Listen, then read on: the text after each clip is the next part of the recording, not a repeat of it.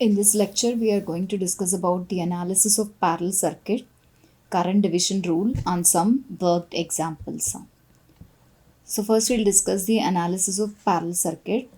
So here, a parallel circuit is one in which the elements like resistors, inductors, or capacitors are connected across each other so that the terminals of each element are connected to form a junction and the remaining ends are likewise attached to make another junction point. So let us consider three resistors connected in parallel R1, R2, R3. Okay. So this parallel connection is nothing but all the one end of all the resistors are connected together. Okay. Let us say this is the upper end of all the three resistors. These three upper ends are connected together. Okay. So it is connected to form a particular node or a junction point. So this node or a junction is connected to positive terminal of the supply voltage. Okay. So similarly, all the lower ends of these resistors are connected to one particular point, and this point is connected to the negative terminal of the supply voltage. So the voltage will remain constant across all these three resistors because the upper ends of all these three resistors are connected to positive terminal of the supply voltage and the lower ends are all connected to the negative terminal of the supply voltage. So whenever the voltage is applied across the circuit, the current will start flowing through the circuit. So this is the total current flowing through the circuit. So this current will divide into three. Okay. So it will divide as I1, I2 and I3. Okay. So and then it will complete its path through this negative terminal of the supply voltage. So in the case of a parallel circuit, the voltage will remain the same whereas the current divides up.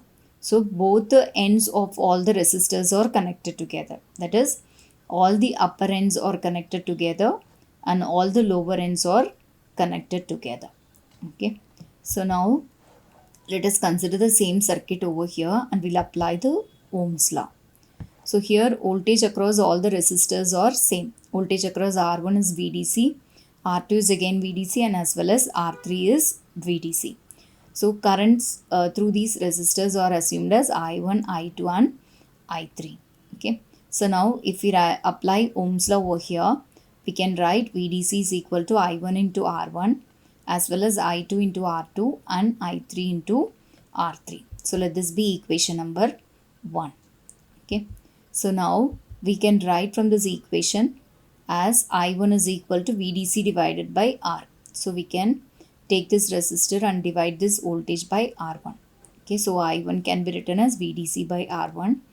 Similarly, I2 can be written as VDC by R2 and I3 can be written as VDC divided by R3. Okay, let this be equation number 3. Equation number 2. So now the total current flowing through this parallel circuit is divided into 3. That is I1, I2 and I3. So it can be written as IT is equal to I1 plus I2 plus I3. Let this be equation number 3. Okay. So now we are going to substitute equation number 2 in equation number 3. Okay. So IT will become VDC by R1, VDC by R2 plus VDC by R3. So in place of I1, we are going to write VDC by R1. So in place of I2, VDC by R2 and similarly in place of I3, VDC by R3. So here VDC is common, so we can take it outside. So and the remaining terms are 1 by R1 plus 1 by R2 plus 1 by R3. Okay. So on the left hand side, we have total current. On the right hand side, we have total voltage multiplied by the sum of the reciprocals of all the three resistors connected in parallel. So this term is nothing but 1 by RT. So this is the reciprocal of the total or the equivalent resistance. Okay. So if you see here, this is given by the Ohm's law. Total current is equal to total voltage divided by total resistance. Okay. So now in the case of a parallel circuit, the total or the equivalent resistance is given by so the reciprocal of the total resistance is given by the sum of the reciprocals of the resistors connected in parallel. Okay. So the total resistance 1 by RT is equal to 1 by R1 plus 1 by R2 plus 1 by R3. Okay. So this can be stated as reciprocal of the total resistance. So the sum of the reciprocals of the individual resistors connected in parallel. Okay. So if we have n number of resistors connected in parallel, then the equivalent or the total resistance is given by 1 by RT is equal to 1 by R1 plus 1 by R2 plus 1 by R3 and so on plus R suffix n. Okay. So now we'll see some of the important points. So as discussed earlier, the potential difference or the voltage or the potential across all the resistors connected in parallel will remain the same. Then the current divides up. So in a parallel circuit, voltage remains the same, whereas the current divides. The total current gets divided into I1 plus I2 plus I3 and so on plus IN, and the equivalent resistance. Okay, the equivalent resistance is given by the reciprocal. Okay, the reciprocal of the equivalent resistance is equal to sum of the reciprocals of all the resistors connected in parallel. 1 by RT is equal to 1 by R1 plus 1 by R2 plus 1 by R3 and so on plus 1 by Rn. So these three are the important points in the case of parallel circuit. Now we'll discuss the current division rule. So let us consider a parallel circuit here. Here the two resistors R1 and R2 are connected in parallel. Okay. So VDC is the supply voltage. IT is the total current flowing through the circuit. So IT divides into I1 and I2. I1 is the current flowing through R1. I2 is the current flowing through R2. As we have already discussed, the voltage will remain the same across these two resistors. Okay. So we can write IT is equal to I1 plus I2. Let this be equation number 8. At the same time, we can also write I1 is equal to VDC by R1. This is nothing but Ohm's law. And similarly, I2 is equal to VDC by R2. Okay. So now VDC can be written as I1 into R1 as well as I2 into R2 because the voltage will remain the same. Okay. So now let us consider these two expressions, that is I1 R1 is equal to I2 R2. So from this we can write I1 is equal to I2 into R2 divided by R1. So this R1 can be taken to this side and we can write I1 is equal to I2 into R2 by R1. So let this be equation number 9. So now we are going to substitute equation number 9 in equation number 8. So equation number 8 is IT is equal to I1 plus I2. So in place of I1 we are going to substitute this value. So IT will become I2 into R2 by R1 plus I2. So now I2 is common, taking I2 outside, the remaining terms are R2 by R1 plus 1. Okay. So upon simplification we will get IT is equal to I2 into R1 plus R2 divided by R1. Here R1 is taken as a common denominator. Okay. So in the numerator we will get R1 plus R2. So now on cross multiplication we will get I2 as I2 is equal to total current IT multiplied by R1 divided by R1 plus R2. So this is current division rule. So if we want to find out the value of current flowing through one particular resistor, say for example if we want to find out I2, provided that IT is known, okay, so then we can write I2 is equal to total current IT multiplied by the opposite value of resistor, the resistor which is connected in parallel to R1, parallel to R2.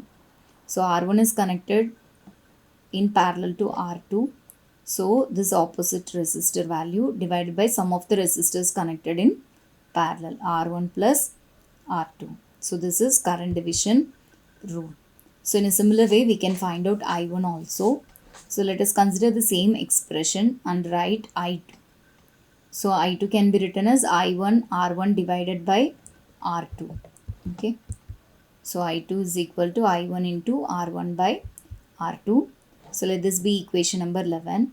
So again we will substitute this 11 in 8th equation. So we have already seen this equation, IT is equal to I1 plus I2. Here we will substitute for I2. So IT is equal to I1 plus I1 into R1 by R2. So now I1 is common and we can take it outside. So remaining terms are 1 plus R1 by R2. So we can take R2 as a common denominator and simplify it. So IT can be written as I1 into R1 plus R2 divided by R2. So from this I1 is equal to, we can cross multiply this R2 here. So I1 is equal to IT into R2 divided by R1 plus R2. So now if we investigate this, we can find out that I1 is equal to total current multiplied by the opposite value of resistor. Okay, R2 is connected in parallel with R1 divided by sum of these two resistors. Okay, so now one important point to be noted here is, if the circuit consists of n branches, then current in any branch, that is ith branch, is given by I suffix I is equal to IT into RTI divided by RI plus RTI. So here I suffix I is the current in ith branch. RTI is the total parallel resistance to the ith branch. And R suffix I is the resistance in the ith branch. IT is the total current. So let us take an example. So let us consider this circuit. Three resistors are connected in parallel, R1, R2 and R3. Let us suppose to find out I3. Okay. So this I3 is given by total current IT multiplied by this resistance RTI. So RTI is nothing but the total parallel resistance of ith branch. Okay. So here if you see here, these two resistors R1 and R2 are connected in parallel. Okay, these two resistors are connected in parallel across this R3. So these the equivalent resistance of these two resistors are given by 1 by RT is equal to 1 by R1 plus 1 by R2. On simplification, we will get R1 plus R2 divided by R1 into R2. So taking reciprocal on both sides, RT is equal to R1 R2 divided by R1 plus R2. So the equivalent resistance of these two will be given by R1 R2 divided by R1 plus R2. Okay, we have to substitute this particular value in place of RTI. Okay, total parallel resistance to the ith branch. So here we are considering third resistance. These two resistors are in parallel, which is connected opposite to this R3. Okay, we should always consider the opposite value of resistor over here. Okay, so IT into R1 R2 divided by R1 plus R2 divided by sum of all these three resistors, R1 plus R2 plus R3. So if you have one more resistor, say for example R4 connected in parallel, if we want to find out I4, then we have to consider all these three resistors. Okay, we have to find out the equivalent of these three resistors connected in parallel. Okay, so now let us discuss some work examples. Determine the parallel resistance between the points A and B for the circuit shown in the figure. So this is a circuit. Here 4 resistors, 10, 20, 30 and 40 ohms resistors are connected in parallel. Now we have to find out the equivalent resistance across these terminals. So if we want to find out the equivalent resistance, we have to solve from the opposite direction. So we have to see from here. So if you see here, 40 and 30 are connected in parallel. Again, this is connected in parallel with 20 and 20 is connected in parallel with 10. So if you see parallel, then all the upper ends as well as all the lower ends are connected together. Okay. So now so we already know this is a formula for finding out the equivalent resistance of a parallel circuit. 1 by RT is equal to 1 by R1 plus 1 by R2 plus 1 by R3 plus 1 by R4. So let us directly substitute all these values, 10, 20, 30 and 40. So 1 by 10 plus 1 by 20 plus 1 by 30 plus 1 by 40. So on simplification, we will get 0.1 plus 0.05 plus 0.033 plus 0.023. Okay. So adding all these things, we will get 0.208. This is nothing but 1 by RT. So now if we want to find out the total resistance, then we have to take the reciprocal on both sides. So reciprocal of 1 by RT is RT. Reciprocal of 0.208 is 1 by 0.208. That is nothing but 4.8 ohms. Okay, this is the answer. So next we'll see the second one. Find the current through each resistor in the circuit shown in the figure. Okay, this is the figure 2. So here we have two resistors, 4 ohms and 6 ohms, connected in parallel, and VDC is the supply voltage unknown value. So 12 ampere is the total current flowing through the parallel circuit, and we have to find out I1 and I2 value. These two are unknown values. So we can apply old current division rule over here. So now let us consider the given values. IT is equal to 12 ampere, R1 is 4 ohms, R2 is 6 ohms. So now we know the formula already. I1 is equal to total current IT into opposite value of resistor R2 here, divided by sum of these two resistors R1 plus R2. So 12 into 6 ohms divided by 4 plus 6. So that is equal to 7.2 ampere. Similarly, we can find out I2. So I2 is nothing but the total current multiplied by the opposite value of resistor, here in this case R1, divided by R1 plus R2. So that is equal to 12 into 4 divided by 4 plus 6, 4.8 ampere.